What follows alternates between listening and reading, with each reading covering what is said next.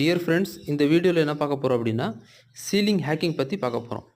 So நான் வந்து இந்த நம்ம 21 டேஸ்க்கு அப்புறம் வந்து நம்ம சென்ட்ரிங் கழட்டின பிறகு இந்த சீலிங்க்கு வந்து ஹேக்கிங் பண்ணோம். ஸோ எதுக்காக அப்படின்னா பிளாஸ்டிக் வந்து கிரிப்பாக பிடிச்சிட்டு இருக்கணும், அந்த சீலிங்லேயே வந்து பிடிச்சிட்டு இருக்கணும், அதுக்காக வந்து பண்ணுறது. இது இது இது பண்ணுறதுனால என்ன ஆகும்னா அந்த பூசுவரை வந்து கொலாப்ஸ் ஆகிறது வந்து தடுக்கலாம். ஸோ இந்த நம்ம பாட்டமில் பீம் கொடுக்குறோம் பார்த்தீங்களா, அதுலேயும் வந்து அதே மாதிரி ஹேக்கிங் கொடுக்கணும்.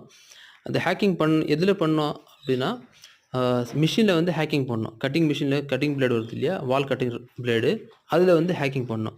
ஸோ கையில் சுற்றி வச்சு ஹேக்கிங் பண்ணுறதை விட 90% வந்து நம்ம கிரிப் வந்து மிஷின் ஹேக்கிங்கில் வந்து நமக்கு கொடுக்கும். ஸோ இதே மாதிரி வந்து 7 ஃபீட் ஹைட்டில் வந்து நம்ம ஸ்லாப் கொடுக்குறோம் பார்த்தீங்களா, ஸோ அதுலேயும் வந்து நம்ம பண்ணணும்.